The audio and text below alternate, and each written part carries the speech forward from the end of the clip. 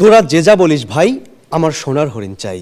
মাননীয় স্পিকার, সেই সোনার হরিণটি হলো আওয়ামী লীগের রাষ্ট্র ক্ষমতা। আর সেই রাষ্ট্র ক্ষমতায় টিকে থাকার জন্য জঙ্গি তকমা, দেশকে জঙ্গি তকমা ছিল আওয়ামী লীগের প্রধান হাতিয়ার। মাননীয় স্পিকার, 2008 সাল থেকে 2024 সাল এই দীর্ঘ 16 বছরে আওয়ামী লীগের শাসন আমলে দেখুন অসংখ্য মানুষ গুম হয়েছে, অসংখ্য মানুষ নির্যাতনের শিকার হয়েছে, মিথ্যা মামলায় জেলের অন্ধকার কুঠুরিতে তাদের দিন যাপন করতে হয়েছে। এর সব কিছুর বেদিমূলে ছিল জঙ্গি তকমা।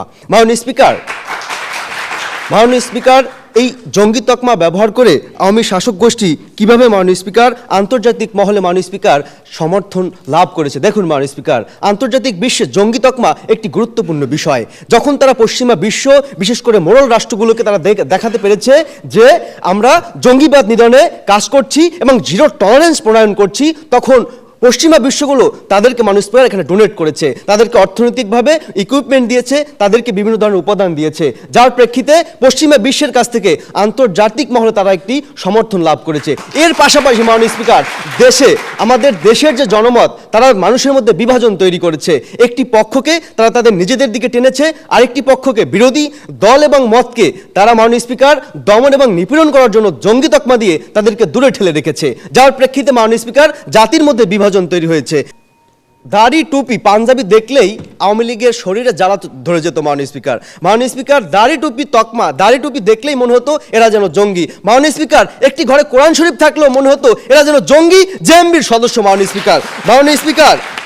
স্পিকার, দেখুন মাননীয় স্পিকার, হেফাজত ইসলাম, জামাত ইসলামের কথা যদি আমরা বলি মাননীয় স্পিকার, জামাত এবং শিবিরকে নিষিদ্ধ করা হয়েছে। মাননীয় স্পিকার, কেন নিষিদ্ধ করা হয়েছে? তাদেরকে জঙ্গি তকমা দিয়ে নিষিদ্ধ করা হয়েছে। বহির্বিশ্বকে খুব সহজে তারা দেখাতে পেরেছে এদের দাড়ি আছে, এদের টুপি আছে, এরা পাঞ্জাবি পরে, এরা জঙ্গি। এই জন্যই মাননীয় স্পিকার তাদেরকে খুব সহজে মাননীয় স্পিকার তাদেরকে নিষিদ্ধ করতে পেরেছিল মাননীয় স্পিকার, এবং বহির্বিশ্ব থেকে কিন্তু মাননীয় স্পিকার সেরকম কোনো সাড়া আমরা পাই নাই। কিন্তু আমরা দেখেছি পক্ষান্তরে আওয়ামী লীগ সেই সেন্টিমেন্ট তৈরি করতে পেরেছিল, আন্তর্জাতিক মহলে সেই সমর্থন পেয়েছিল খুব সহজেই। কারণ কি? তারা দেখিয়েছে যে আমরা দমন পীড়ন করছি, কিন্তু সেটা আড়ালে আমরা জঙ্গি দমন করছি। মাননীয় স্পিকার, তাই বলতে চাই মাননীয় স্পিকার, আজকের এই ছায়া সংসদে যে প্রস্তাবটি গৃহীত হয়েছে মাননীয় স্পিকার, আশা করি আজকের এই প্রস্তাবটি এই সংসদে গৃহীত হবে মাননীয় স্পিকার। জনমনে যে বিভাজন সৃষ্টি এবং সুশাসনের ব্যর্থতার যে আড়াল মাননীয় স্পিকার, আওয়ামী লীগ উন্নয়নের কথা যে বললো ওরা মাননীয় স্পিকার, সেখানে আওয়ামী লীগ যে কাজটি করেছে, আওয়ামী লীগ মূলত মাননীয় স্পিকার সুশাসনের আড়ালে তাদের যে দুর্নীতি, শিক্ষা খাতের অবনতি, স্বাস্থ্য খাতের অবনতি, এই সব কিছু মাননীয় স্পিকার ঢেকে দিয়েছে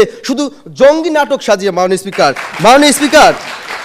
শেষ করছে। মাননীয় স্পিকার 30 সেকেন্ডের মধ্যে শেষ করছে। মাননীয় স্পিকার, দেখুন মাননীয় স্পিকার, একটি ঘটনা বলছি।